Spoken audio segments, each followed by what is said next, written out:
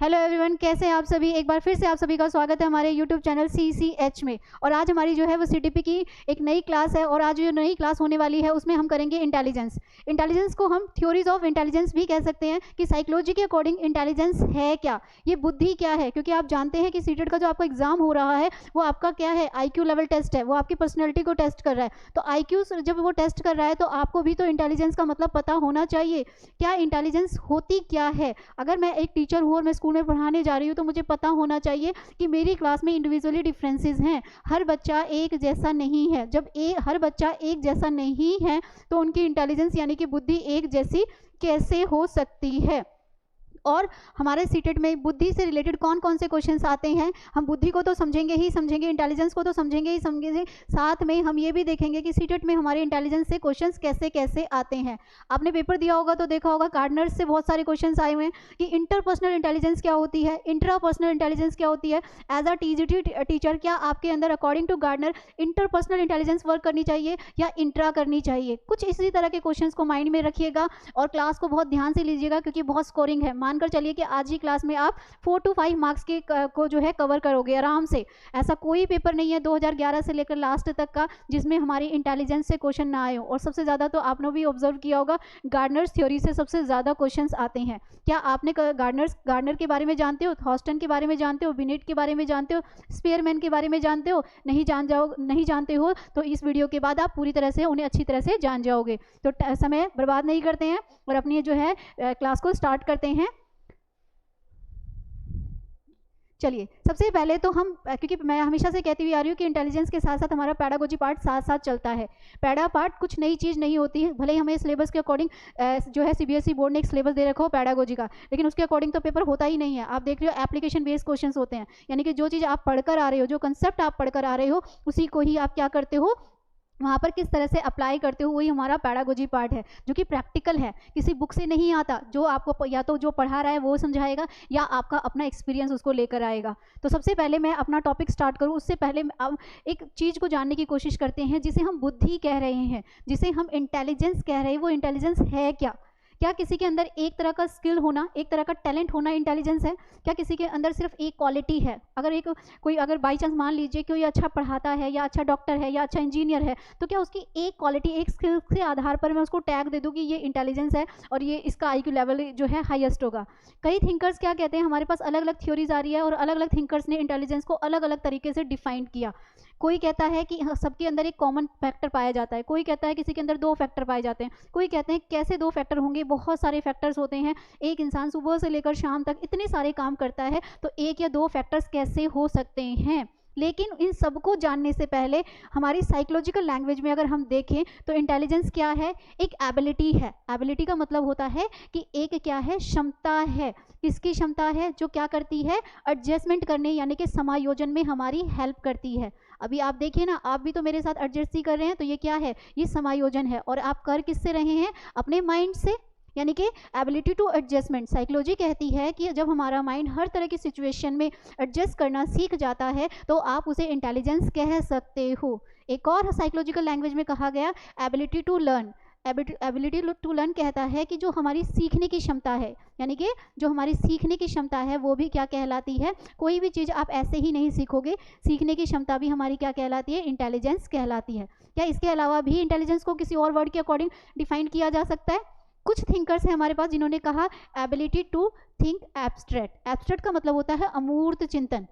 इसको आप इमेजिनेशन से भी कंपेयर कर सकते हो। यानी कि बुद्धि क्या है, अगर हमारे पास इंटेलिजेंस है तो हम सिर्फ कॉन्क्रीट चीज़ें ही नहीं करेंगे, मूर्त चीज़ें ही नहीं करेंगे, अमूर्त भी करेंगे। अमूर्त का मतलब होता है इमेजिनेशन, यानी कि हम किसी चीज़ के बारे में सोच पा रहे हैं। क्यों सोच पा रहे हैं? क्योंकि हमारे पास क्या है, इंटेलिजेंस है। तो मैंने आपसे कहा कि अगर मैं साइकोलॉजिकल लैंग्वेज में कहूँ कि इंटेलिजेंस क्या है, तो इंटेलिजेंस क्या है? जो हमें एडजस्टमेंट करना सिखाए। अभी आप लर्न कर रहे हैं, सीखने की एबिलिटी भी तो हमारी क्या है, हमारी इंटेलिजेंस ही है। और हमारी थिंक एब्स्ट्रैक्ट यानी कि अमूर्त चिंतन, यानी कि जब बच्चा का परिकल्पना हम कर सकते हैं। अभी देखिए मैं आपको पढ़ा रही हूँ ना, मेरे पास कोई चार्ट है, ना कोई मॉडल है, ना कोई डायग्राम है, ना कोई पिक्चर है। मैं एक बोर्ड के एक हेल्प से सिर्फ आपको पढ़ा रही हूँ और जो आप ये पढ़ रहे हैं उससे आप क्या कर रहे हैं, इमेजिनेशन कर पा रहे हैं, उससे आप क्या कर पा रहे हैं, एब्स्ट्रैक्ट थिंकिंग कर पा रहे हैं। तो यानी कि हम ये कह सकते हैं कि हमारी जो इंटेलिजेंस है उसे हम एक वर्ड में डिफाइन नहीं कर सकते। इंटेलिजेंस अपने आप में एक कॉम्प्रिहेंसिव वर्ड है। ऑल टाइप्स की हमारी मेंटल एबिलिटीज़ हैं, ऑल टाइप्स की हमारी प्रॉब्लम सॉल्विंग एबिलिटीज़ हैं जो हमें किसी भी समस्या से बाहर निकालती हैं। तो ये तो हुआ हमारा इंटेलिजेंस का इंट्रो। अब इंटेलिजेंस को लेकर हमारे पास जो थिंकर्स आते हैं, जो मैं आज की क्लास में आपको कराऊंगी, वो टोटल हम थ्योरीज ऑफ इंटेलिजेंस लेंगे 6। याद रखिएगा, सीटेट में इनके क्वेश्चंस आने हैं। अगर आप पेपर 1 के स्टूडेंट हैं तो पहला काम आपका थ्योरीज और थिंकर्स को लर्न करना है। वहीं पेपर 2 में सिंपल क्वेश्चंस नहीं आते हैं, होता यही कंटेंट है, यही सिलेबस होता है, लेकिन क्वेश्चंस हमारे स्टेटमेंट्स में कन्वर्ट हो जाते हैं। तो मैं पढ़ाते पढ़ाते आपको ये भी बताऊंगी कि कितना हमें पेपर 1 के लिए किस तरह से प्रिपेयर रहना है और पेपर 2 के लिए हमें किस तरह से प्रिपेयर रहना है। तो देखिए जरा, जब मैंने आपसे कहा थ्योरीज ऑफ इंटेलिजेंस में कितनी है टोटल, आज की क्लास में हमें कितनी पढ़नी है, 6। उसमें से सबसे पहले मेरे पास आती है 1 फैक्टर थ्योरी। 1 फैक्टर थ्योरी जिसे एक कारक तत्व सिद्धांत भी कहा जाता है, और इस थ्योरी को बनाने वाले कौन है, बिनेट। ठीक है, इनके 2 फ्रेंड थे, टर्मन और स्टर्न, उनका नाम भी इनके साथ जुड़ता है, लेकिन स्पेशली इस थ्योरी को बनाने का जो श्रेय जाता है, जो मेन नाम आता है, वो किसका आता है, बिनेट का। 1 फैक्टर वालों की अलग कहानी है, इंटेलिजेंस को लेकर अलग तरह का कंसेप्ट हमारे सामने रखा। दूसरी थ्योरी जो हम पढ़ेंगे वो पढ़ेंगे 2 फैक्टर थ्योरी, यानी कि द्विकारक या द्वितत्व का सिद्धांत, जो कि हमारे पास किसके पास आता है, स्पेयरमैन का। आप लोगों ने पेपर में ऑब्जर्व किया होगा, आपसे पूछा गया एस टाइप की इंटेलिजेंस क्या होती है या जी टाइप की इंटेलिजेंस क्या होती है। हम कंफ्यूज हो जाते हैं, ये जी टाइप्स क्या होता है और ये एस क्या होता है। क्या एक ही इंसान के अंदर जी और एस दोनों है? इन सब की कहानी हमें बताएंगे स्पेयरमैन। ये एस क्या है और जी क्या है, क्या एस परमानेंट होता है या टेम्परेरी होता है। तो हमने देखा पहले थिंकर हमारे पास आए 1 फैक्टर थ्योरी वाले, जो पहले क्या कहते हैं, एक कारक तत्व है। दूसरे थिंकर हमारे पास आए स्पेयरमैन, जिन्होंने हमें द्विकारक यानी कि 2 फैक्टर थ्योरी दी। इसके बाद हमारे पास आए थॉर्नडाइक। ऐसा तो हमारा सीटेट का कोई पेपर है क्या जहाँ पर थॉर्नडाइक से रिलेटेड क्वेश्चन नहीं आते हो, लेकिन हम आज उनके पूरे कंसेप्ट को ना पढ़कर सिर्फ उन्होंने इंटेलिजेंस को लेकर क्या कहा उसको डिस्कस करेंगे। क्या कौन से ऐसे थिंकर हैं जिनकी थ्योरी को ऑटोमेस्टिक थ्योरी यानी कि परमाणुवादी सिद्धांत के नाम से जाना जाता है? थॉर्नडाइक ही हैं जिनको ऑटोमेस्टिक थ्योरी या परमाणुवादी सिद्धांत के नाम से जाना जाता है, जबकि मैं यहाँ पर बता रही हूँ कि इनकी थ्योरी का नाम मल्टीपल फैक्टर थ्योरी है। इन्होंने हमें बहुकारक सिद्धांत दिया, यानी कि 3 थिंकर्स, 3 थ्योरीज हमारे पास कौन सी आई, पहले हमारे पास आई 1 फैक्टर थ्योरी जो कि बिनेट ने बनाई, बट 2 के नाम और भी आएंगे, ये इनके फ्रेंड्स हैं। ठीक है, 2 फैक्टर थ्योरी स्पेयरमैन ने बनाई, फिर आता है मल्टीपल फैक्टर थ्योरी जो कि थॉर्नडाइक ने बनाई। 4th नंबर पर देखें हमारे पास आती है ग्रुप फैक्टर थ्योरी, समूह तत्व का सिद्धांत, जो कि हिंदी की पैडागोजी के पर्पस से बहुत इंपॉर्टेंट है। हिंदी की पैडागोजी में हमारे पास जरूर आता है PMA। कौन से ऐसे थिंकर हैं जो प्राथमिक मानसिक क्षमताओं की बात करते हैं? इंग्लिश की पैडागोजी में आता है प्राइमरी मेंटल एबिलिटीज़ की बात किसने की, थॉर्स्टन ने की, थॉर्नडाइक ने की, एल्बर्ट बंडूरा ने की, या और कोई नाम दे दिया। तो जब तक हम पूरा इंटेलिजेंस पढ़ेंगे नहीं हमें पता चलेगा नहीं। तो ग्रुप फैक्टर थ्योरी हमें किसने दी है, हमें थॉर्स्टन ने दी है। अब ध्यान से, पहले मैं आपको 4 बता दूं, जरा ध्यान से देखिएगा।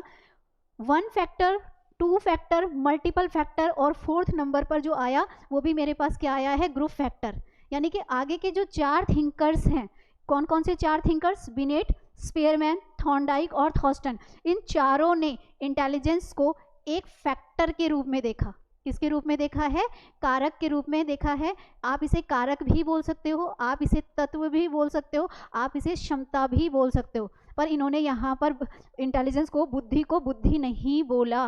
ध्यान दीजिएगा, ये चीज़ हमें आगे काम आएगी।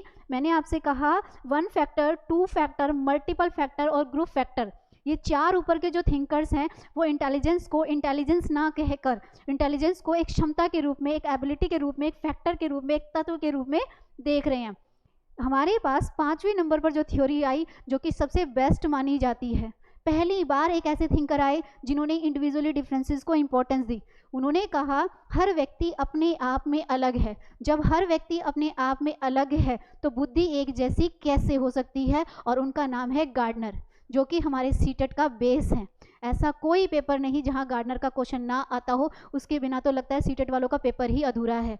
और क्यों ना हो भाई, क्योंकि पहली बार एक ऐसे थिंकर आए हैं जिन्होंने इंटेलिजेंस को इंटेलिजेंस कहा है, यानी कि बुद्धि को बुद्धि कहने वाले कौन है, गार्डनर हैं। इससे ऊपर वाले जो थिंकर्स थे उन सब ने हमें क्या दिया था, बुद्धि को एक क्षमता के रूप में देख रहे थे। कुछ कहते हैं कि कुछ में एक होती है, कुछ कहते हैं दो होती है, कुछ कहते हैं मल्टीपल होती है, और एक ने तो कहा ग्रुप ही बनेंगे। कितने टाइप्स के ग्रुप बनेंगे हम डिस्कस करेंगे।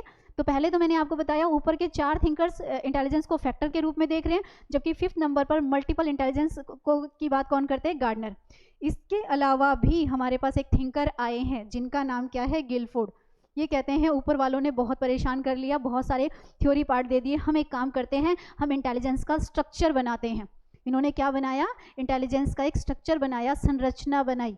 एग्जाम में पूछी जाती है कि इनकी संरचना में क्या क्या शामिल है। क्या प्रोडक्ट भी आता है, क्या ऑपरेशनल वर्ड भी आता है, क्या इसमें कंटेंट भी आता है। अब आप लोगों के लिए नए नए वर्ड होंगे जो कि हम इसमें समझेंगे।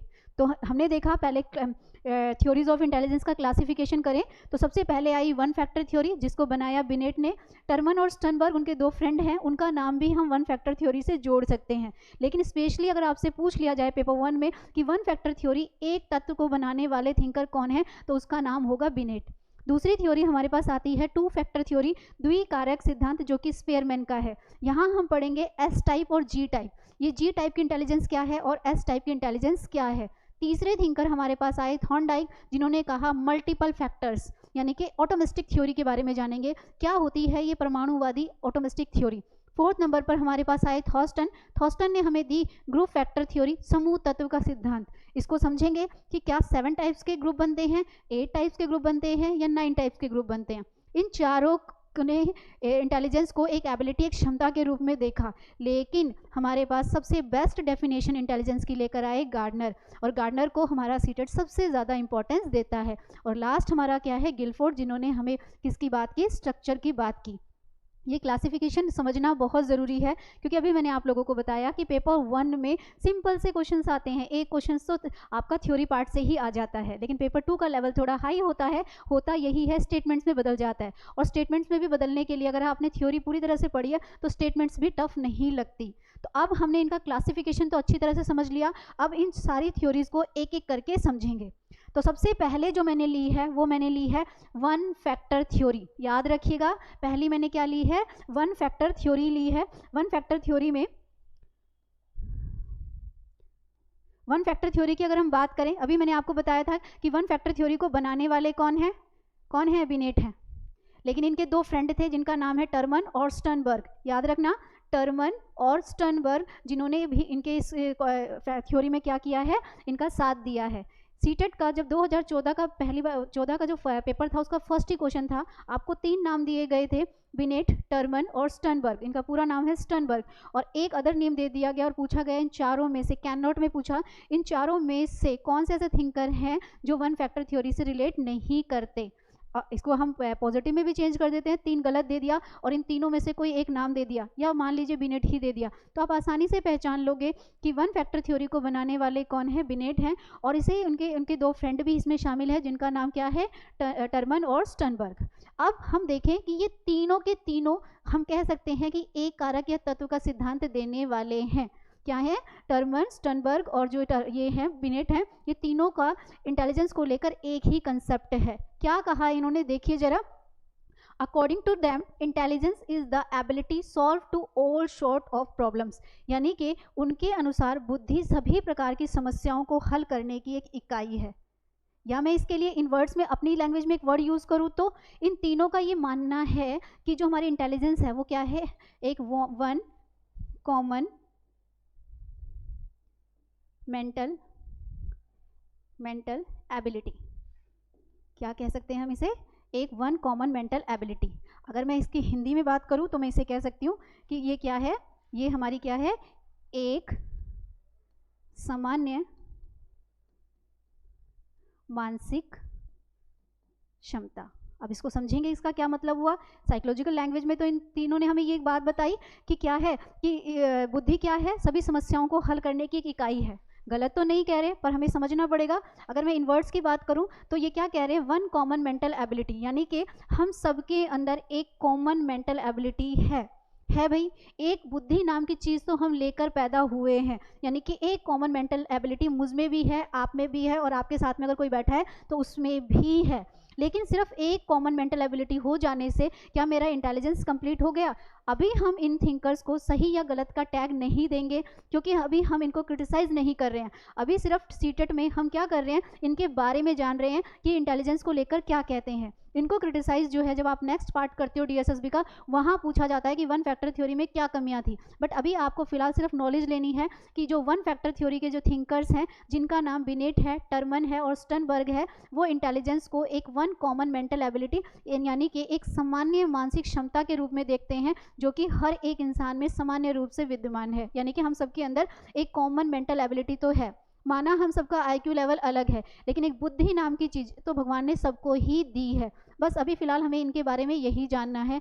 अब इनकी इस थ्योरी को, जिसमें ये कह रहे हैं कि वन कॉमन मेंटल एबिलिटी,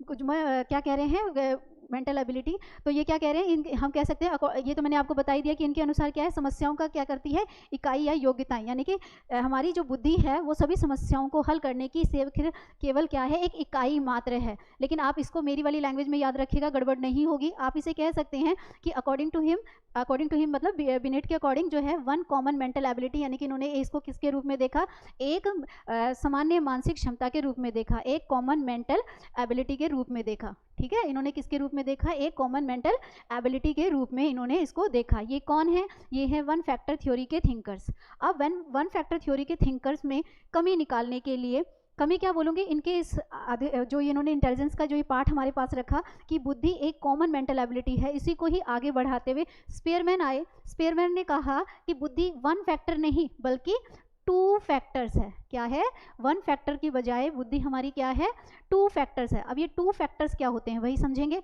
इन्होंने कहा इनके अकॉर्डिंग क्या कहा जा रहा है, एक तत्व सामान्य तत्व नहीं है, एक सामान्य तत्व के साथ, एक कॉमन मेंटल एबिलिटी के साथ एक और एबिलिटी भी हमारे अंदर है। उन्होंने टू टाइप्स की फैक्टर्स की बात की। कितने टाइप्स की फैक्टर्स की बात की, टू टाइप्स के फैक्टर्स की बात की। पहला उन्होंने जी का नाम लिया, जी को उन्होंने जर्नल कहा, जो कि सामान्य बुद्धि कहलाती है। यानी कि एक सामान्य तत्व भी कह सकते हो आप इसे एबिलिटी भी कह सकते हो, कारक भी कह सकते हो, गलत नहीं होगा। ध्यान से देखिएगा, पहले इन्होंने क्या कहा, टू फैक्टर्स हैं। टू फैक्टर्स में से पहला फैक्टर जी है, जी फॉर जनरल, जी फॉर सामान्य बुद्धि। यानी कि सामान्य बुद्धि है, लेकिन एक और फैक्टर भी है कि अभी इससे पहले वाले सिर्फ जी पे फोकस कर रहे थे, एस पे नहीं कर रहे थे, लेकिन स्पीयरमैन क्या कर रहे हैं, जी के साथ साथ एस पे भी फोकस कर रहे हैं। एस क्या होता है, हमारा स्पेसिफिक होता है, ये हमारी विशिष्ट योग्यता होती है। यानी कि ये क्या है, ये एक विशिष्ट क्षमता है। जहाँ बिनेट ने, टर्मन ने और स्टर्नबर्ग ने कहा सबके अंदर एक कॉमन मेंटल एबिलिटी है, वहीं स्पीयरमैन कहते हैं कि केवल वन कॉमन मेंटल एबिलिटी नहीं है बल्कि जी और एस है। जी फॉर जनरल है, सामान्य बुद्धि है, गॉड गिफ्टेड है, जबकि एस क्या है, हमारा स्पेशल। यानी कि इसको आप ऐसे समझिए, कोई भी इंसान डॉक्टर, इंजीनियर, टीचर बनकर पैदा नहीं होता। जब वो पैदा होता है तो वो एक सामान्य बुद्धि लेकर आता है, लेकिन जब वो बड़ा होता है तो उसका एस जो है सोशल इन्वायरमेंट के अकॉर्डिंग क्या होता है, डेवलप होता है। पहले डिफरेंसेस समझ लीजिए। जी जो है, आपसे पूछा गया सीटेट में, जी और एस में से कौन परमानेंट है और कौन सा जो है वो चेंजेबल है। अभी मैंने कहा सामान्य बुद्धि है, ये क्या करती है, ये जन्म से आती है। यानी कि एक बुद्धि नाम की चीज़ भगवान ने हमें दी है, जन्म से होने की वजह से ये क्या होती है, ये परमानेंट होती है। परमानेंट क्यों है, कि जैसा भगवान ने हमें माइंड दे दिया उसको कोई भी चेंज नहीं कर सकता। तो हम कह सकते हैं कि जी क्या है, बदलता नहीं है। हमारा आईक्यू लेवल जो हमें भगवान ने गिफ्ट किया है माइंड, वो उतना ही रहेगा, आप उसे बदल नहीं सकते। कई लोग कहते हैं बादाम खाओ तो दिमाग तेज हो जाएगा, नहीं भाई, बादाम खाने से दिमाग एक्टिव हो सकता है पर चेंज नहीं होता। ऐसा होता तो दुनिया में सभी जो जिनका आईक्यू लेवल कम है वो अपना बढ़ा चुके होते। तो हम कह सकते हैं कि एक बुद्धि नाम की और एक जी नाम का जो फैक्टर है वो हमें इनबोर्न है। यानी कि जन्म से ही भगवान ने एक सामान्य मानसिक क्षमता, एक कॉमन मेंटल एबिलिटी हमारे अंदर देकर भेजी है। लेकिन भगवान ने सिर्फ हमें इतना ही नहीं दिया, उन्होंने हमें और भी बहुत कुछ दिया। उन्होंने हमें जी के साथ एस भी हमारे अंदर भेजा। अब ये एस क्या है, देखिए जरा, एस को मैंने बताया ये स्पेसिफिक है, ये विशिष्ट है, और एस क्या होता है ना, चेंजेबल होता है। आप यहाँ पर इसके लिए टेम्परेरी वर्ड मत यूज़ करिएगा, क्योंकि टेम्परेरी चीज़ें जो होती है ना वो कुछ दिन के बाद ख़त्म हो जाती हैं, लेकिन ये ख़त्म नहीं होता। ये क्या है, ये परिवर्तनशील है, जिसे मैं इंग्लिश में कह सकती हूँ कि ये क्या है, ये चेंजेबल है। और ये चेंज होता कैसे है, changeable according to the nature of work. यानी कि जो हमारा समाज है, समाज में जो हम काम करते हैं, समाज के अकॉर्डिंग क्या होता है, ये चेंज होता रहता है। सामाजिक, आप लिख सकते हो सामाजिक तत्वों के अनुसार अनुसार बदलता रहता है। अब इसको समझे कैसे, क्योंकि मैंने कहा पेपर 2 में थोड़ा लेवल हाई आता है। 4 स्टेटमेंट दी गई और आपसे पूछा बताइए स्पेयरमैन के अकॉर्डिंग कौन सी स्टेटमेंट सही है और कौन सी स्टेटमेंट गलत है ना। 2 ही पैटर्न होते हैं हमारे, या तो करेक्ट में आता है या इनकरेक्ट में आता है। तो पहले तो हमने नॉलेज ले ली कि 2 फैक्टर थ्योरी को बनाने वाले कौन है, स्पेयरमैन है। इनकी थ्योरी को हम द्विकारक और तत्व कहते हैं, लेकिन अभी भी हम इसको इंटेलिजेंस नहीं कह रहे हैं, इस बात को आप भूलिएगा मत। इसको हम क्या कह रहे हैं, इसको हम इंटेलिजेंस नहीं कह रहे हैं, हम इंटेलिजेंस को एक क्षमता के रूप में देख रहे हैं। और अकॉर्डिंग टू स्पेयरमैन 2 तरह की क्षमता होती है, एक जी होता है और एक एस होता है। जी जो है वो जनरल है, सामान्य है, जन्म से आया, इनबोर्न आने की वजह से वो परमानेंट है, आप उसे हिला नहीं सकते। लेकिन एस हमारा क्या होता है, हमारी स्पेशल क्वालिटी होती है, हमारी स्पेसिफिक क्वालिटी होती है जो चेंजेबल है, जो बदलती रहती है अकॉर्डिंग टू वर्क। अब इसको समझो एक रियल लाइफ के एग्जाम्पल से। देखिए जब हम 10th तक थे तो हम सब एक कॉमन मेंटल एबिलिटी में थे, यानी कि 10th तक हम सब ने क्या किया है, सेम सब्जेक्ट पढ़े हैं। इसमें जैसे ही हमने 10th तक किया, यानी कि वो हमारा जनरल पार्ट था, यानी कि सीबीएसई बोर्ड कहता है कि 10वीं तक के बच्चों को एक कॉमन मेंटल एबिलिटी के लिए ये मिनिमम सब्जेक्ट्स आप पढ़ाओ, चाहे वो बच्चे का मैथ्स अच्छा है या नहीं, लेकिन 10th तक कंपलसरी होता है। लेकिन हमने देखा जैसे हम 11th में गए हमारे सब्जेक्ट चेंज हो गए, कुछ बच्चे साइंस में चले गए, कुछ कॉमर्स में चले गए, कुछ आर्ट्स में चले गए। और उसके बाद फिर 2 साल बाद देखा कि कुछ बच्चे ग्रेजुएशन कर रहे हैं, कुछ टीचिंग कोर्स कर रहे हैं, कुछ नर्सिंग में चले गए, कुछ आप ये देखिए आपका एस बदल गया। आफ्टर 10th बदला, आफ्टर 12th बदला, आफ्टर ग्रेजुएशन बदला। और पहले आप लोगों ने बीएड किया, डाइट किया। एक और एग्जाम्पल ले लीजिए, मान लीजिए आप में से बहुत सारे बच्चे हैं जिन्होंने डाइट किया है, ठीक है, डीएलएड भी किया होगा, ठीक है, या आपने बीएड किया है। जब तक आप बीएड डाइट कर रहे हैं आप एक कॉमन मेंटल एबिलिटी में है, एक जनरल है, सबने कर लिया। लेकिन सीटेट और डीएसएस भी तो कुछ ही बच्चे कर पाएंगे, यानी कि सीटेट और डीएसएस भी क्या है, आप में से एक स्पेशल क्वालिटी है जो सब नहीं कर पाएंगे, उसमें से कुछ बच्चे ही कर पाएंगे। लेकिन ध्यान से देखिए जिन्होंने सीटेट किया, जिन्होंने डीएसएस भी किया, वो थे तो जनरल में से ही। आज जो बच्चा डॉक्टर बना है, इंजीनियर बना है, टीचर बना है, वो था तो कॉमन ही। जो भगवान ने उसे कॉमन मेंटल एबिलिटी दी थी, उसी के अंदर उसकी एक स्पेशल क्वालिटी, यानी कि उसकी एक स्पेसिफिक क्वालिटी भी भगवान ने उसके अंदर डालकर भेजी थी। एक बार सीटेट का जो हमारा पेपर आया तो उसमें ये पूछा गया कि अकॉर्डिंग टू स्पेयरमैन क्या एक ही इंसान में जी और एस है। बिल्कुल है भाई, हमारे अंदर जी भी है और हमारे अंदर क्या है, एस भी है। जी हमारा एक कॉमन है जो कि सब में इक्वली तो नहीं बोलूँगी, सब में विद्यमान है, यानी कि सब के अंदर एक बुद्धि नाम की जो है चीज़ भगवान ने भेजी है। लेकिन हमारे अंदर भगवान ने एस भी भेजा है। एस कैसे भेजा है, कोई डॉक्टर है, कोई इंजीनियर है, कोई टीचर है, यानी कि हमारा एस जो है वो नेचर के अकॉर्डिंग टू वर्क, यानी कि जो हमारा सोसाइटी है, हमारा जो वर्क है, जो हम काम करते हैं, उसके अकॉर्डिंग हमारा एस टाइम टू टाइम बदलता रहता है। याद रखिएगा कई बार पेपर में बच्चे गलती क्या करते हैं, यहाँ पर मैंने परमानेंट वर्ड यूज़ किया, यानी कि जो इनबॉर्न है, जो चीज़ जन्म से आएगी वो तो परमानेंट है ही। एस बदल रहा है, आफ्टर 10th बदला, आफ्टर 12th बदला, आफ्टर ग्रेजुएशन बदला, आफ्टर टीचिंग कोर्स बदला, फिर सीटेट हो जाएगा तो डीएसएसबी के लिए फिर बदलेगा। लेकिन टोटली बात यह है कि हर एक इंसान, अकॉर्डिंग टू स्पेयरमैन, हर एक इंसान के अंदर 2 तरह की एबिलिटीज़ होती हैं। चलिए भाई 2 को हमने देखा, पहले वालों ने कहा 1 कॉमन मेंटल एबिलिटी है, दूसरे वाले कह रहे हैं 1 कॉमन मेंटल एबिलिटी नहीं है, 2 जो है 2 फैक्टर्स हैं, एक जी है और एस है। अब एक और नए थिंकर आए हमारे पास जिनका नाम क्या था, थॉर्नडाइक। वैसे तो हमारे ये जो थॉर्नडाइक हैं जो ज़्यादा फेमस हैं वो लर्निंग थ्योरीज़ के लिए हैं, जिसे हम भी करेंगे। जब भी लर्निंग थ्योरीज़ की बात आती है और लर्निंग प्रिंसिपल्स की बात आती है तो एक ही नाम सबसे ज़्यादा लिया जाता है, वो लिया जाता है थॉर्नडाइक का। लर्निंग थ्योरीज जब हम करेंगे तो हम पढ़ेंगे law of readiness, law of practice, law of effect. As a teacher according to Thorndike पहले बच्चों को रेडी करो, फिर उसको प्रैक्टिस कराओ और फिर उसका इफेक्ट यानी कि प्रभाव उस पर देखा जाएगा। साथ ही इन्होंने हमें सीखने के और भी सेकेंडरी प्रिंसिपल्स भी दिए, बट वो इंटेलिजेंस का पार्ट नहीं है, वो किसका पार्ट है, वो हमारे लर्निंग का पार्ट है। हम अपने टॉपिक पे वापस आ जाते हैं। इंटेलिजेंस को लेकर ये क्या कहते हैं, ध्यान से सुनिए। पहली बात तो 1 फैक्टर की को कमी को पूरा करने के लिए स्पेयरमैन ने कहा कि 1 नहीं 2 है। अब स्पेयरमैन ने कहा जी और एस है, थॉर्नडाइक उनकी बात को कट करते हुए कहते हैं कि खाली हमारे अंदर जी और एस नहीं है। इसको पहले आप क्या करोगे, एक एग्जाम्पल से समझने की कोशिश करो, ध्यान से देखिएगा।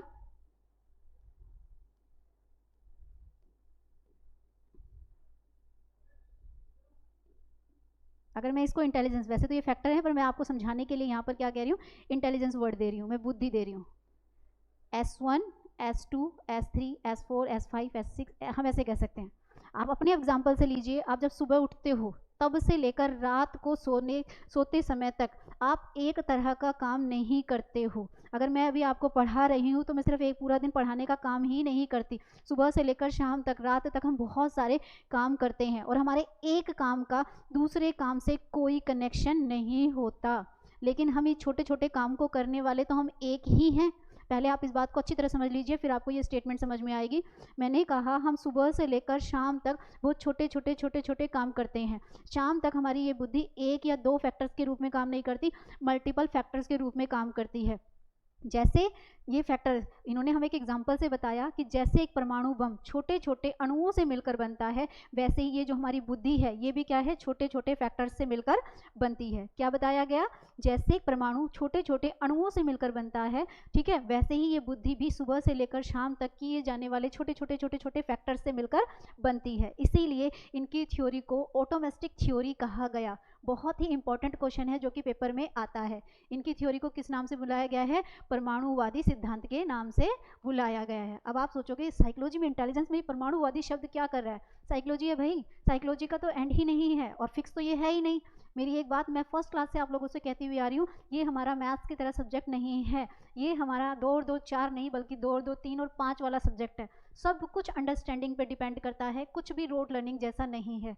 कभी कभी हम जब प्रैक्टिस कर रहे होते हैं हमारे अकॉर्डिंग आंसर अलग है और जो पढ़ा रहा है उसके अकॉर्डिंग अलग है। आप वहाँ पर भी किसी को सही या गलत का टैग नहीं दे सकते, क्योंकि जो कुछ भी चल रहा है वो सारा अंडरस्टैंडिंग बेस्ड है। साइकोलॉजी है ना, मनोविज्ञान है, तो हम यहाँ इसी के को ध्यान में रखते हुए समझेंगे। तो आपको मेरी ये बात समझ में आई? मैंने आपसे कहा कि मल्टीपल फैक्टर थ्योरी, यानी कि अकॉर्डिंग टू जो थॉर्नडाइक हैं वो कहते हैं कि जो व्यक्ति है सुबह से लेकर शाम तक छोटे छोटे काम करता है। ये छोटे छोटे काम मिलकर ही उसकी क्या करते हैं, बुद्धि का निर्माण करते हैं। छोटे छोटे काम को मैं छोटे छोटे फैक्टर्स बोल सकती हूँ, छोटी छोटी एबिलिटीज़ बोल सकती हूँ कि वो मिलकर क्या बनाती है, इंटेलिजेंस बनाती हैं। जैसे छोटे छोटे फैक्टर्स मिलकर इंटेलिजेंस बनाया, वैसे ही एक परमाणु बनता है। इसीलिए इनकी थ्योरी को अगर पेपर 1 में पूछ भी ले कि ऑटोमेस्टिक थ्योरी किसकी है, तो नो डाउट उसका आंसर क्या होगा, थॉर्नडाइक।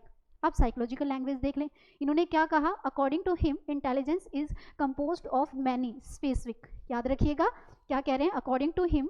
किसकी बात कर रहे हैं हम? थॉर्नडाइक की। According to him intelligence is composed of many specific. अभी हमने बात की थी विशिष्ट यानी कि स्पेशल। अभी हमने पीछे इसकी बात की थी। एस क्या है? सबका अलग है। कोई डॉक्टर है, कोई इंजीनियर है, कोई टीचर है, हमारी अलग अलग तरह की क्वालिटीज़। एंड ये बात कर रहे हैं इंडिपेंडेंट मेंटल एबिलिटीज़ की। ये क्या कह रहा है? सबके अंदर क्या है, एक विशिष्ट मानसिक क्षमताएं हैं। स्वतंत्र, आप इसको बोल सकते हो स्वतंत्र मानसिक क्षमताएं।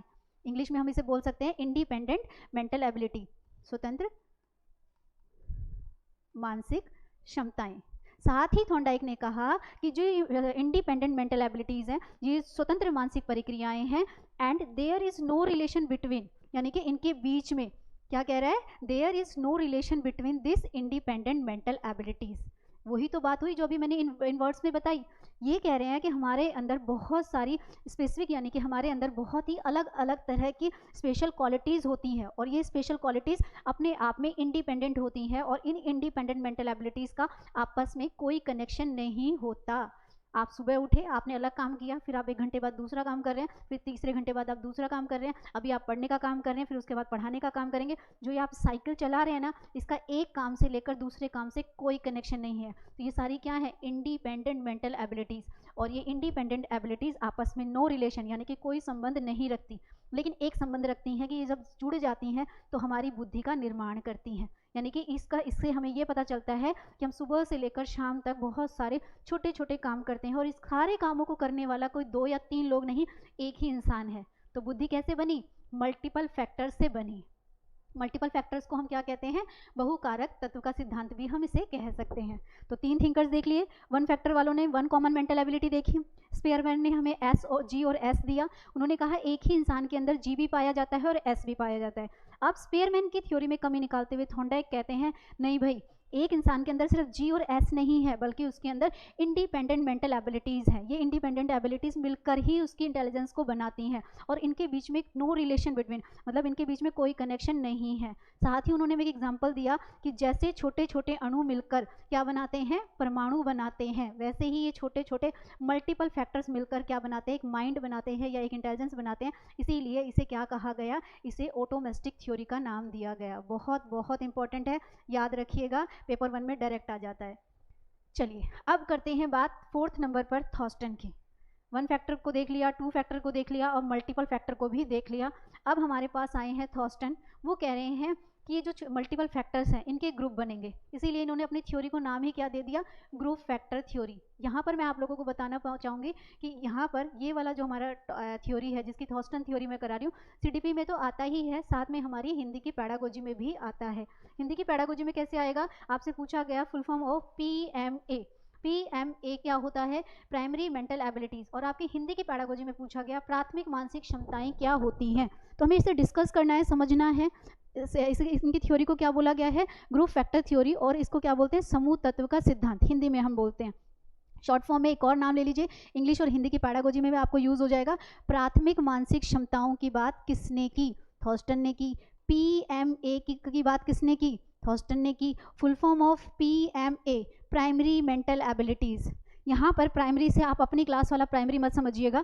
प्राइमरी का मतलब है पहले हमारे नियर बाय जो बड़ी मात्रा में जो एबिलिटीज़ देखी जाती है उनको कह रहे हैं, जो बड़ी मात्रा में देखी जा रही है। इनके अकॉर्डिंग कितने टाइप्स की ये PMA है, याद रखना PMA यानी कि प्राथमिक मानसिक क्षमताओं की काउंटिंग जो है वो कितनी है, 7 है। जब 4 स्टेटमेंट्स होंगी तो वहाँ पर उसको 8, 9 में भी बदल देंगे। लेकिन साइकोलॉजिकल उसके कंसेप्ट से देखें तो थॉस्टन ने हमारे सामने 7 प्रकार की मानसिक क्षमताएं रखी। हमारे सामने कितने प्रकार की मानसिक क्षमताएं रखी, 7 प्रकार की मानसिक क्षमताएं। मैंने भी आपके सामने वो एज इट इज़ रख दी हैं कि कौन कौन सी हमारी 7 प्रकार की, अकॉर्डिंग टू थॉस्टन कितनी 7 प्रकार की एबिलिटीज़ कौन कौन सी हैं। यहाँ पर क्वेश्चन क्या है, अभी मैं नेक्स्ट आपको गार्डनर भी कराऊंगी। 3 थॉस्टन की ले ली, 1 गार्डनर की ले ली, 3 गार्डनर की ले ली, 1 थॉस्टन की ले ली, और आपसे पूछा इनमें से ग्रुप फैक्टर थ्योरी की एबिलिटी कौन सी है और गार्डनर की कौन सी है। तो आपने मिस मैच नहीं करना है और इसको बिल्कुल एज इट इज़ लर्न करना है। हाँ, एक और चीज़ मैं आपको बताना चाहूँगी कि जो मैंने यहाँ पे वर्ड्स लिए हैं, आप भी ये चीज़ ऑब्जर्व करते होगे कि जो हमारा सीटेट का पेपर आता है उसमें इंग्लिश के वर्ड तो एज इट इज़ रहते हैं, पर हिंदी के वर्ड जो होते हैं वो चेंज होते रहते हैं। तो कोशिश करिएगा सीटीपी को बायलिंगुअल करने का। और मैं तो खुद ही कह रही हूँ कि आपका पेपर दोनों लैंग्वेज में है, अगर दोनों लैंग्वेज में पढ़ लोगे तो आपका पैडा पार्ट स्ट्रॉन्ग हो जाएगा। तो समझे जरा 7 तरह की कौन सी हैं। सबसे पहले इन्होंने कहा ये जो प्राइमरी मेंटल एबिलिटीज़ हैं इनमें सबसे पहली एबिलिटी जो आती है वो आती है वर्बल कॉम्प्रीहेंशन। कौन सी आती है, वी से आती है वर्बल कॉम्प्रीहेंशन, जिसे हम हिंदी में कहते हैं शाब्दिक बोध। अब मैं इसको ब्रीफली एक्सप्लेन ना कर कर सिर्फ आपको बताऊं, आप ध्यान से देखिए। हमारे जो आसपास लोग हैं उनमें से कुछ लोग ऐसे हैं जिनकी शब्दों पर पकड़ बहुत अच्छी है, जैसे कि काउंसलर्स, टीचर्स। एक टीचर के लिए शाब्दिक बोध का होना बहुत ज़रूरी है। हिंदी में पढ़ाओ चाहे इंग्लिश में पढ़ाओ, पर आपकी वोकैबलरी स्ट्रॉन्ग होनी चाहिए। और आपको पता है जब वोकैबलरी स्ट्रॉन्ग होती है तो ही टीचिंग प्रोसेस अच्छा चलता है। तो हम कह सकते हैं कि इन 7 प्रकार के लोगों में, अगर मैं अपनी लैंग्वेज में बोलूँ, इन 7 प्रकार के लोगों में से कुछ लोग हमारे पास ऐसे हैं जिनके पास वर्बल कॉम्प्रीहेंशन पाया जाता है, शाब्दिक बोध पाया जाता है। इसमें एग्जाम्पल के तौर पर आप लिख सकते हो टीचर्स आते हैं, काउंसलर्स आते हैं, पॉलिटिकल लीडर्स आते हैं। याद रखिएगा इसमें मैंने किस किसका नाम लिया, टीचर्स आते हैं, पॉलिटिकल लीडर्स आ सकते हैं और काउंसलर्स भी आते हैं। इनके पास शब्दों की अपनी एक कला है। मानते हैं कि नियर बाय हमारे कुछ ऐसे लोग हैं जिनके शब्दों पर पकड़ अच्छी है। चलिए दूसरा देखते हैं। दूसरा इन्होंने कहा न्यूमेरिकल एबिलिटी, अंक यानी कि नंबर्स पर।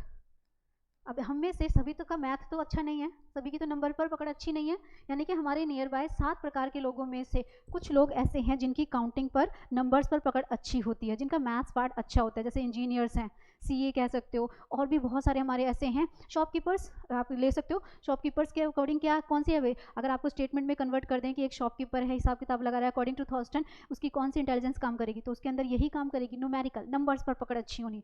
यहाँ पर जहाँ पर लैंग्वेज नहीं बोलूँगी, भाषा शब्दों पर पकड़ अच्छी थी, वहीं पर ही यहाँ पर नंबर्स पर पकड़ बहुत अच्छी है। तीसरा हमारे पास आता है वर्ड फ्लुएंसी, यानी कि शब्द प्रवाह क्षमता। वर्ड फ्लुएंसी कहती है शब्द प्रवाह क्षमता, बात करने का एक तरीका। आप डिफरेंट लोगों से मिलते हैं और आप कहते हैं यार मुझे इससे बात करके बड़ा अच्छा लगा। क्यों लगा? क्योंकि उसके पास क्या है, एक क्षमता है, उसके पास एक एबिलिटी है। वो कौन सी एबिलिटी है? वो है वर्ड फ्लुएंसी, यानी कि शब्द प्रवाह क्षमता, अपनी बात को बहुत ही इफेक्टिव तरीके से कहने वाली क्षमता। ये हमारे, अगर मैं आपको मोदी जी का एग्जांपल दूं तो गलत नहीं होगा, भले ही वो जो स्पीच है वो हिंदी में देते हैं, वो हमेशा अपना भाषण हिंदी में देते हैं, लेकिन आप देखिए जिन लोगों को हिंदी नहीं भी आती होगी वो लोग भी उनकी बात को बहुत ही ध्यान से सुनते हैं। क्यों सुनते हैं? क्यों राहुल गांधी का जो है भाषण कोई सुनना नहीं चाहता, उसमें कमियां निकालता है? क्योंकि उसका वर्ड फ्लुएंसी अच्छा नहीं है। तो अकॉर्डिंग टू थॉस्टन हमारे पास ये जो 7 प्रकार के लोग हैं उसमें से कुछ लोगों का जो है शब्द प्रवाह क्षमता भी बहुत अच्छी होती है। अब आ जाते हैं, हमारे पास कुछ ऐसे रोट लर्नर्स भी हैं जिनकी जो मेमोरी है या मेमोराइजेशन है, मेमोरी यानी कि याद रखने की क्षमता जो है वो बहुत स्ट्रॉन्ग है। रोट लर्नर्स को लूँगी मैं। आप देखिए, जब हम स्कूल टाइम में थे या अभी भी आप जब पढ़ रहे हो, तो आप देखोगे आपके फ्रेंड्स में से कोई ना कोई एक ऐसा इंसान होता है बिल्कुल जो रट्टू तोता है, बिल्कुल जो एज इट इज़ बुक में लिखा है उसको एज इट इज़ लर्न कर लेता है, पेपर में करके आ जाता है और उसके मार्क्स भी अच्छे आ जाते हैं क्योंकि रोट लर्निंग से उसने अच्छा लिखा है। लेकिन क्या ये क्षमता सबके अंदर नहीं पाई जाती, जबकि दूसरा फ्रेंड कहता है यार मुझसे याद नहीं होगा, मैं तो क्वेश्चंस को रटूंगा और इन वर्ड्स में लिखूंगा। यानी कि दूसरे बच्चे में दूसरी एबिलिटी काम कर रही है। यानी कि हमारे नियर बाय कुछ ऐसे बच्चे भी हैं जिनकी स्मृति, जिन्हें दूर दूर तक की बातें या बहुत समय पहले की बातें भी याद रहती हैं। मैं फिर से बोल रही हूँ, इंग्लिश के word same as it is रहने वाले हैं, हिंदी में थोड़ा बहुत चेंज आ जाता है। तो कोशिश करिएगा जब आप थॉर्स्टन और गार्डनर को पढ़ो तो आप इंग्लिश में के वर्ड्स पर फोकस करें। चलिए, अभी आपको एक स्पेशल क्वेश्चन बताती हूँ। आपसे पूछा गया, एक जो है ट्रेन ड्राइवर है, ट्रेन चला रहा है, ट्रेन चलाते समय अकॉर्डिंग टू थॉर्स्टन उसके अंदर कौन सी एबिलिटी वर्क करेगी। याद रखिएगा, जब भी कभी आप स्टेटमेंट्स पढ़ें और आपको लगे कि वहाँ पर टाइम एंड डिस्टेंस की बात हो रही है, टाइम एंड डिस्टेंस का मतलब क्या होता है, जहाँ पर भी समय की और दूरी की बात हो रही हो, वहाँ पर कौन सी इंटेलिजेंस काम करती है, स्थानिक क्षमता काम करती है, ये चीज़ों को ऑब्जर्व करती है। एक बार सीटेट में एक और भी क्वेश्चन आया था कि एक पायलट है, प्लेन चला रहा है, प्लेन चलाते समय अकॉर्डिंग टू थॉर्स्टन या अकॉर्डिंग टू गार्डनर उसकी कौन सी इंटेलिजेंस वर्क करेगी, तब भी हमारा आंसर यही आया था, स्थानिक क्षमता काम करती है। शॉर्ट फॉर्म में याद रखिएगा, जो हमें समय और दूरी का बोध कराए, जो हमें टाइम एंड डिस्टेंस के बारे में बताए, वो कौन है, स्थानिक बुद्धि है। अब नेक्स्ट पे चले। नेक्स्ट में हमारे पास क्या आ जाती है, हमारे पास आती है प्रत्यक्षीकरण। इस वर्ड से मैं आपको समझाऊंगी, इंग्लिश का वर्ड आप याद कर लीजिएगा। प्रत्यक्षीकरण का मतलब क्या होता है, प्रत्यक्ष का मतलब होता है जो चीज़ हमारे सामने है, और परोक्ष का मतलब होता है जो चीज़ हमें दिखाई नहीं दे रही। प्रत्यक्ष का मतलब क्या है, जो चीज़ मेरे सामने हो रही है, अभी आप लोग भी सामने देख रहे हैं, लेकिन मैं ऐसा नहीं एग्जांपल दूंगी। मान लीजिए कहीं पे भी क्राइम होता है, कोई क्राइम हुआ है, हम उस सिचुएशन को देखकर, चोरी हुई है, मर्डर हुआ है, हम उस सिचुएशन को देखकर नहीं समझ पाते, लेकिन जो पुलिस वाले होते हैं या जो क्राइम पेट्रोल वाले होते हैं या जो CID वगैरह होते हैं, वो लोग क्या करते हैं, उस सिचुएशन को ऑब्जर्व कर लेते हैं और उसका रीज़न बताते हैं कि यहाँ पर हुआ क्या है। तो उनके अंदर भी एक एबिलिटी काम कर रही है, उसके अंदर जो एबिलिटी काम कर रही है, उस एबिलिटी को, उस क्षमता को हम कहते हैं प्रत्यक्षीकरण की क्षमता। बहुत इंपॉर्टेंट है, आप इसमें एग्जाम्पल के तौर पर लिख सकते हैं, जो है हमारे जो CID या क्राइम पेट्रोल वाले जितने भी लोग हैं, आप उनको इसमें इंक्लूड कर सकते हो। अब लास्ट आ जाते हैं, जिसे रीजनिंग एबिलिटी या प्रॉब्लम सॉल्विंग एबिलिटी भी आप कह सकते हो। रीजनिंग या प्रॉब्लम सॉल्विंग एबिलिटी का क्या मतलब है, हम 7 प्रकार, हम मतलब हमारे नियर बाय जो 7 प्रकार के लोग हैं, उनमें से कुछ लोग ऐसे होते हैं जिनके अंदर डिबेट्स करने की पावर बड़ी अच्छी होती है। डिबेट्स करने की पावर मतलब जैसे कि लॉयर्स वगैरह हैं, वकील हैं, जजेस हैं, ये क्या करते हैं, डिबेट्स कर सकते हैं। क्या सबके बस की है केस को लड़ना, डिबेट्स करना, 2 पार्ट्स में बांटकर पूरा दिन डिबेट्स करते रहना, डिबेट्स कर, ये भी अपने आप में एक क्षमता पाई जाती है। जिन लोगों के अंदर डिबेट्स वाली यानी कि वाद विवाद वाली क्षमता होती है, उसे आप तार्किक योग्यता कह सकते हो।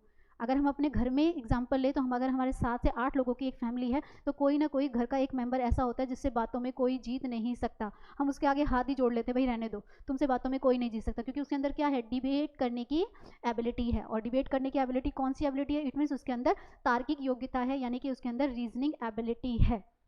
अब ध्यान से देखिएगा, यहाँ पर एक चीज़ बहुत इंपॉर्टेंट याद रखने वाली है, क्योंकि मैंने आपको बताया आपके पेपर में 3 गार्डनर से दे दिए, 1 थॉर्स्टन से दे दिया, 3 थॉर्स्टन से दिए, 1 गार्डनर से दिया। उस टाइम आप जब इनको अलग करोगे तो बड़ी गड़बड़ होगी। याद रखिएगा, मैंने अभी बताया था कि थॉर्स्टन इंटेलिजेंस को इंटेलिजेंस नहीं कह रहे हैं, हर जगह वो एबिलिटी वर्ड यूज़ कर रहे हैं। आप देखिएगा, मैंने इधर भी जो है लिखा है एबिलिटी एबिलिटी एबिलिटी, कहीं पर भी मैंने जो है क्या है, इंटेलिजेंस वर्ड यूज़ नहीं किया, क्योंकि अभी हमें क्या करना है, सिमिलैरिटीज़ भी निकालनी है और डिफरेंसेस भी निकालने हैं। यहाँ पर कुछ ऐसे फैक्टर्स हैं जिनकी बात गार्डनर भी अपने जो है मल्टीपल इंटेलिजेंस में करेंगे, तो जब हमें सिमिलैरिटीज़ और डिफरेंसेस होंगे तो ये काम हमारे आएगी। तो चलिए आगे बढ़े, ये हमने पढ़ी थॉर्स्टन की। अब ले लेते हैं गार्डनर की। वो तो मैं बोलती आ रही हूँ, ऐसा कोई पेपर ही नहीं जहाँ पे 2 से 4 नंबर के क्वेश्चन गार्डनर से ना हो। हिंदी की पैड़ा अधूरी है, इंग्लिश की पैड़ा अधूरी है, मैथ्स की पैड़ा अधूरी है, और CDP तो बेचारा इसके बिना अधूरा ही है। 30 नंबर में से 1 या 2 नंबर का क्वेश्चन जब तक हमारा CBSE बोर्ड ना डाल दे, तब तक उसको चैन ही नहीं मिलता है। तो हम क्या कहते हैं, थ्योरी देखते हैं पहली बार, और डाले भी क्यों नहीं भाई, क्योंकि पहली बार ऐसे हमारे पास थिंकर आए हैं जिन्होंने किसकी बात की, इन्होंने इंटेलिजेंस को इंटेलिजेंस कहा। अब तक जो भी थे वो इंटेलिजेंस को क्षमताओं के रूप में देख रहे थे, फैक्टर्स के रूप में देख रहे थे। अब पहली बार कोई एक ऐसा थिंकर आया जिसने बुद्धि को बुद्धि कहा। तो देखिए जरा, ये बुद्धि को बुद्धि कह रहे हैं, इनकी थ्योरी का नाम है theories of multiple intelligence. Mix मत करिएगा, ग्रुप फैक्टर थ्योरी अलग है और मल्टीपल इंटेलिजेंस अलग है। फैक्टर और इंटेलिजेंस, फैक्टर और इंटेलिजेंस, तो जब भी इंटेलिजेंस की बात हो तो आएगा बहुबुद्धि और नाम आ जाएगा गार्डनर का। ये कहते हैं हर इंसान अपने आप में अलग है। क्या कह रहे हैं? ये कह रहे हैं हर व्यक्ति अपने आप में क्या होता है? अलग होता है। जब हर व्यक्ति अपने आप में अलग है तो बुद्धि एक कैसे हो सकती है? इनके अनुसार, जैसे थॉस्टन ने हमें कहा था कितने टाइप्स की पाई जाती है, 7 टाइप्स के ग्रुप पाए जाते हैं। ये कहते हैं, अगर हम पुराने वाला स्ट्रक्चर देखें तो इन्होंने कहा 8 टाइप्स की क्या पाई जाती है? इंटेलिजेंस पाई जाती है। याद रखिएगा, 8 प्रकार की बुद्धियों की ये बात करते हैं, लेकिन 2001 में और इसमें एक और जोड़ी गई, उसकी हमें ना अभी ज़रूरत नहीं पड़ेगी, क्योंकि अभी आप लोग सीटेट का एग्जाम दे रहे हैं। जब आप डीएसएसबी का एग्जाम देंगे तो वहाँ पर ये काम आएगी। मैंने भी इसमें क्या किया है, उसको ऐड नहीं किया। मैंने सिर्फ 8 टाइप्स के इंटेलिजेंस के अकॉर्डिंग ही अभी आपको बता रही हूँ कि हमारे अंदर, अकॉर्डिंग टू गार्डनर, हमारे आसपास अलग अलग तरह के लोग हैं। ये अलग अलग तरह के लोग कितने तरह के लोग हैं? ये अलग अलग तरह के लोग 8 प्रकार के लोग हैं। बहुत सारे क्वेश्चंस हैं, स्टेटमेंट वाइज क्वेश्चंस हैं। अगर अभी देखिए मैंने क्या क्या लिखा है, मैंने लिखा है लॉजिकल मैथमेटिकल इंटेलिजेंस, लिंग्विस्टिक है, म्यूजिकल है, पूरा हम पढ़ेंगे एक एक के बारे में कि क्या है। अगर मैंने अभी आपको पढ़ाया नहीं, मैं आपसे कहूँ कि according to Gardner as a teacher आपके अंदर इंट्रापर्सनल इंटेलिजेंस वर्क करनी चाहिए या इंटर करनी चाहिए या बोथ करनी चाहिए? क्या एक टीचर के अंदर, पहले इसी को ले लेते हैं, पैडागोजिकल पॉइंट ऑफ व्यू से समझ लेते हैं, क्योंकि पैडा में इसके क्वेश्चन फिक्स हैं। मैं आपसे कह रही हूँ कि as a teacher, as a primary, as a secondary teacher, क्या एक टीचर के अंदर according to Gardner interpersonal intelligence work करनी चाहिए या इंट्रा, जिसे हम अंतः व्यक्तिगत या पारस्परिक या आंतरिक व्यक्तिगत बुद्धि कहते हैं? क्या आपको पता है कि इंटरपर्सनल का क्या मतलब होता है या इंट्रा का क्या मतलब होता है? क्या एक टीचर के अंदर इंट्रा और इंटर दोनों होना चाहिए? ऑप्शन कहता है पहला इंटरपर्सनल, दूसरा ऑप्शन कहता है इंट्रापर्सनल, तीसरा ऑप्शन कहता है बोथ। अगर मैं अभी आपको पढ़ा रही हूँ, आप सामने नहीं हो, तो अभी अब मैं आप मुझे कोई रिस्पॉन्स नहीं मिलेगा, नहीं तो मैं मुझे ही बताना है। एक टीचर के अंदर अगर बोथ का ऑप्शन आ रहा है तो दोनों इंटेलिजेंस वर्क करनी चाहिए। इसके लिए आप क्या समझोगे कैसे? पहले आपको पता होना चाहिए कि इंटरपर्सनल का मतलब क्या होता है। इंटरपर्सनल का मतलब होता है एक दूसरे को समझना। आप नोट्स बनाइए और लिखिएगा जरूर, इंटरपर्सनल का मतलब क्या होता है? एक दूसरे को समझना। एक टीचर के लिए अपने बच्चों को समझना जरूरी है कि नहीं है? यानी कि इंटरपर्सनल का क्या मतलब है? एक दूसरे को समझना, रेसिप्रोकल करना। लेकिन इंट्रा का मतलब होता है अपने आप को समझना, यानी कि सेल्फ असेसमेंट करना। क्या कह सकते हैं? जब हम अपने आप को जानने के लिए कोई इंटेलिजेंस वर्क करते हैं, सेल्फ असेसमेंट का मतलब होता है स्वयं आकलन, या हम इसे कह सकते हैं सेल्फ एनालिसिस भी कह सकते हैं। वोकैबुलरी का कोई एंड नहीं है, आप इसे सेल्फ एनालिसिस बोलिए, सेल्फ असेसमेंट बोलिए, स्वयं आकलन बोलिए, या सिंपल सी मेरी वाली लैंग्वेज में खुद को जानना बोलिए। जब हम खुद को जानने वाली, अब मैं टीचर हूँ तो सबसे पहले आप लोग सीटेट का पेपर देने जा रहे हैं, तो सबसे पहले इंट्रा, आप सीटेट देकर ये पता लगाना चाह रहे हैं कि मेरे अंदर टीचिंग वाली क्वालिटी, एलिजिबिलिटी है कि नहीं, तो इंट्रा। और उसके बाद जब आप स्कूल में जाएंगे तो आप बच्चों को इंटरपर्सनल समझेंगे कि नहीं समझेंगे? समझेंगे। तो आंसर हमारा डिपेंड करता है स्टेटमेंट पे। तो अभी मुझे स्टेटमेंट दी गई थी कि एक टीचर में इंटर काम कर रही है, इंट्रा काम कर रही है या बोथ कर रही है। तो बोथ का अगर ऑप्शन है तो दोनों कर रही है। अगर बोथ का ऑप्शन नहीं होता तो मेरा जो भी मेरे पास स्टेटमेंट होती है उसके अकॉर्डिंग मेरा आंसर चला जाता। तो चाहे आंसर कैसे भी पूछे, करेक्ट में पूछ रहे हैं, इनकरेक्ट में पूछ रहे हैं, हमें क्या करना है? अगर हमें ये पता है कि इंटरपर्सनल का मतलब है रेसिप्रोकल करना, एक दूसरे को समझना, तो वहीं इंट्रा कहती है सेल्फ एनालाइज करना। क्वेश्चन जो है सीटेट में पेपर 2 में क्वेश्चन आया था कि एक जो है 10 साल का बच्चा है, उसकी टीचर ये ऑब्जर्व करती है कि वो क्लास में कभी भी किसी भी एक्टिविटी में क्या करता है? पार्टिसिपेट नहीं करता। लेकिन जब अचीवमेंट्स आते हैं, जब रिजल्ट आते हैं, तो वो बच्चा क्लास में फर्स्ट आता है। तो ऐसा क्या है भाई? ऐसी कौन सी वो एक्टिविटीज़ में पार्टिसिपेट नहीं कर रहा, वो शाई टाइप का है, चुपचाप बैठा रहता है, खोया खोया सा रहता है, तो उस बच्चे में कौन सी इंटेलिजेंस वर्क कर रही है? और उस टाइम जो क्वेश्चन था उसका आंसर जो आया था, आंसर की के अकॉर्डिंग उसका आंसर था इंट्रापर्सनल। इंट्रापर्सनल का मतलब होता है खुद को जानना, यानी कि उस बच्चे के माइंड में बहुत सारी कैलकुलेशन चल रही है और वो खुद को जानना चाहता है कि उसे कितना आ रहा है। तो मैंने आपको यही तो बताया कि इंट्रा का मतलब होता है खुद को जानना और इंटरपर्सनल का मतलब होता है एक दूसरे को जानना। और एज अ टीचर इंट्रा भी होना चाहिए और इंटर भी होना चाहिए, पर डिपेंड करेगा पूछ क्या रहे हैं और स्टेटमेंट हमें क्या दे रहे हैं। तो आपको समझ में आया कि इंटरपर्सनल क्या है और जो है इंट्रापर्सनल क्या है। एक इन्होंने नीचे हमें दी नेचुरलिस्टिक इंटेलिजेंस, जो प्रकृति से जुड़ी हुई है। हमारे आसपास के लोगों में से कुछ लोग ऐसे होते हैं जिन्हें प्रकृति से बड़ा लगाव होता है। मैं इसमें रामदेव का एग्जाम्पल दूँ तो गलत नहीं होगा, या आयुर्वेदा का एग्जाम्पल दूँ तो गलत नहीं होगा। आयुर्वेदा से जुड़े हुए लोग या रामदेव से जुड़े हुए जो भी पतंजलि है जो जुड़ा हुआ है वो प्रकृति से जुड़ा हुआ है। उसके लिए भी तो हमें बुद्धि चाहिए। क्या सबके बस की है कि जो जड़ी बूटियाँ होती हैं उनको समझ ले? तो यहाँ नहीं कि इन्होंने किस तरह की बुद्धि की बात की, इन्होंने कहा कि जो 8 प्रकार के लोग हैं उसमें से एक टाइप के ऐसे हैं जो प्रकृति से जुड़े हुए, नेचर से जुड़े हुए हैं।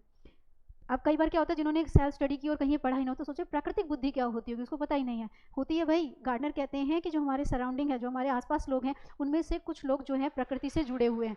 तो हमने इंटर पढ़ लिया, इंट्रा पढ़ लिया और नेचुरलिस्टिक पढ़ लिया। अब जरा ऊपर फिर आ जाते हैं। देखिए जरा, पहले इन्होंने कहा logical mathematical intelligence. Logical mathematical whole maths की बात करता है, जबकि थॉस्टन हमें सिर्फ नंबरिंग की बात कर रहे थे, कैलकुलेशंस की बात कर रहे थे। जबकि गार्डनर ने कहा कि ये जो 8 टाइप्स के लोग हैं इनमें से एक लोग कौन से हैं जो लॉजिकल मैथमेटिकल इंटेलिजेंस की बात करते हैं, यानी कि होल मैथ्स। हम इसमें आर्यभट्ट, बाणभट्ट, ये जो भी मैथ्स के जो रहे हमारे गणितज्ञ उनको इसमें इंक्लूड कर सकते हैं। दूसरा ये कहते हैं लिंग्विस्टिक इंटेलिजेंस। उन्होंने क्या कहा था, वर्ड फ्लुएंसी की बात की थी, शब्द प्रवाह क्षमता या वर्बल कॉम्प्रीहेंशन वर्ड यूज़ किया था। ये कह रहे हैं होल लैंग्वेज। हम में से बहुत सारे ऐसे लोग हैं जिनकी भाषा पर पकड़ बहुत अच्छी होती है। आजकल स्कूलों में उन्हीं टीचर्स का टीचिंग स्टाइल अच्छा लगता है जो बाइलिंगुअल करते हैं, यानी कि बाइलिंगुअल टीचर्स क्या कर रही हैं, लिंग्विस्टिक इंटेलिजेंस है, उनकी भाषा पर पकड़ अच्छी है। जबकि थॉस्टन वाले में सिर्फ शब्दों पर पकड़ अच्छी थी, यहाँ तो क्या है, एक ही इंसान को 2 या 2 से ज़्यादा भाषा। फिर से मैं इसमें एग्जाम्पल टीचर्स का डाल सकती हूँ, काउंसलर्स का डाल सकती हूँ, पॉलिटिकल लीडर्स का डाल सकती हूँ। उसके बाद आती है म्यूजिकल इंटेलिजेंस, जिसे हम संगीत में बुद्धि भी कहते हैं। संगीत में बुद्धि के अंदर आप एग्जाम्पल ले लीजिए लता मंगेशकर का, सोनू निगम का, नेहा कक्कड़ का। ये देखिए सबके बस की थोड़ी है सारे गामा पा याद करना, यानी कि उनके पास भी एक तरह की इंटेलिजेंस है, और उनके पास जो इंटेलिजेंस है वो कौन सी है, वो है म्यूजिकल।